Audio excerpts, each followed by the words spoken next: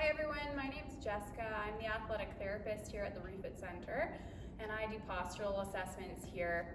And basically we wanted to give you some posture reminders for while we're away from the center so that you can keep working on being aware of how you're moving and sitting and standing throughout the day to hopefully minimize your chronic tightness in your body that you feel.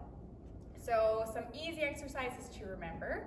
The first one is for your head. So a lot of us over time especially end up having what's called a forward head poke, which basically means that if you look at your ear compared to the tip of your shoulder, you end up forwards like that. And that's a problem because for every inch that your head comes forward from your spine, it adds 10 pounds of weight to your head. So it ends up getting really, really heavy, and that can end up with a lot of neck and back issues. So a really easy exercise to work on is called the chin tuck. So you can do this exercise anywhere. You can do it sitting or you can do it standing. I like to do it against the wall. But basically what you're gonna do is think about retracting your head, almost like someone was coming up to you and putting their hand in front of your face. So think about making a double chin, lengthening the back of your neck as much as you can while moving your head backwards in space. If you're using a wall to do it, it helps for a bit of feedback. Make sure that your feet are a little bit away from the wall and your bum's on the wall and your middle upper back. But if you find that you can't reach the wall with your head or that your gaze naturally ends up looking up, it means that your neck is too tight to be able to do that properly. So you're gonna want a block or even a rolled up towel at home would work. And you're gonna put that rolled up towel or the block right behind your head at the base of your skull. So not the middle of your head, but think about the very bottom. And then you're gonna think about sliding the base of your skull up the wall as much as you can until you feel a very gentle pull down the back of your neck, even down your back.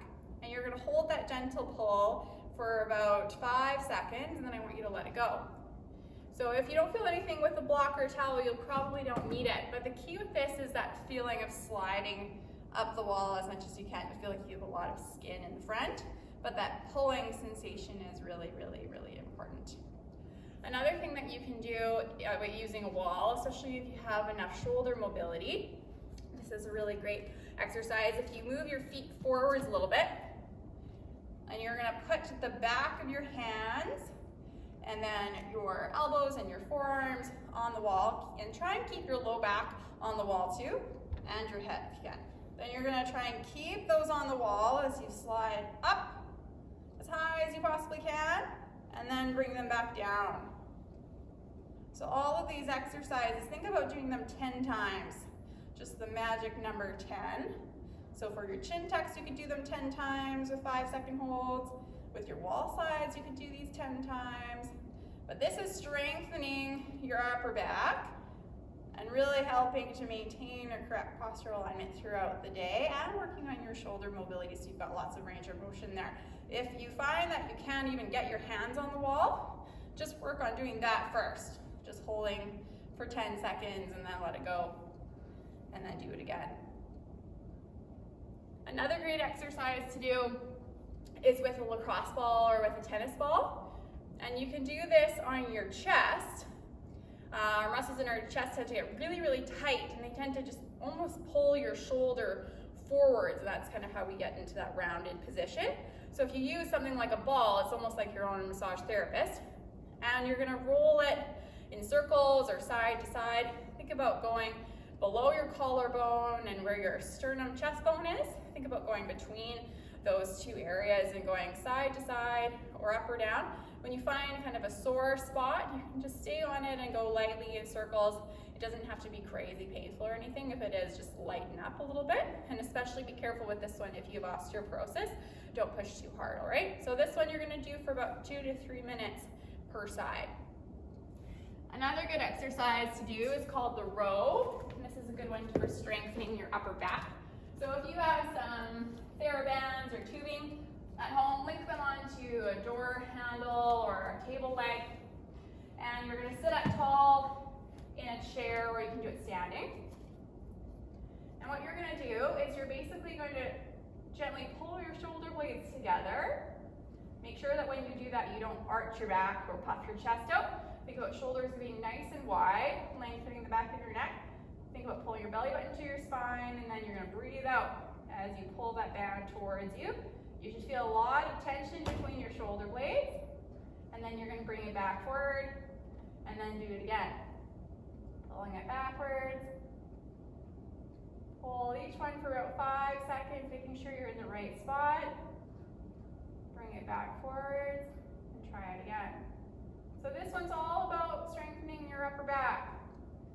Squeezing those shoulder blades together. Wide shoulders, make sure they're not shrugging up to your ears at the same time. Bring them down. Keep your core really strong, belly button in.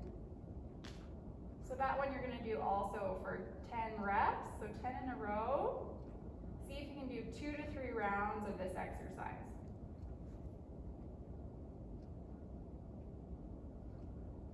The last exercise we're going to do today is for your core. So, you're going to get down to the floor. Carpet will work just fine. If you're one of those people who needed the block for your head on the wall, make sure you use it also on the floor. Okay, it'll put less tension on your neck and you'll be able to use your core more efficiently that way. The rolled up towel will work too, or a pillow.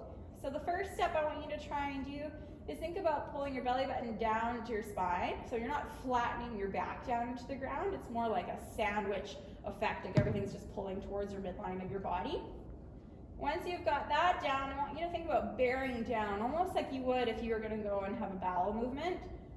And then you just feel like your core is really, really braced, like there's a lot of pressure going on here. And then make sure that you're breathing at the same time. Once you've got that, you're gonna lift one leg up, keeping that braced feeling, and then put it down. And try your other side without any extra movement happening here. So you wanna feel like your rib cage and your hip bones are the same distance apart the whole time as you're doing this exercise. Once you've mastered that one, then you get to pick your feet up. So you're gonna bring one up, and then the next one up. Find your core again, brace it. Keep your hands on the floor. Lower one leg down without letting this move apart. Come back up, and repeat on the other side. So this is a great core exercise because it keeps your spine in neutral, meaning that it's kind of like you're just standing up.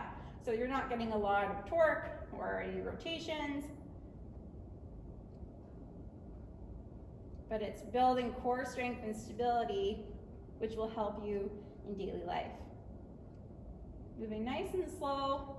See if you can do 10 per side, and then you'll put it all the way down, rest, and then see if you can give it 2 or 3 rounds of the whole thing, right? So start with those. Let us know if you want more. We've got more up our sleeves here, so hope you enjoy it and have fun working on your posture. We'll see you soon. Have a good day.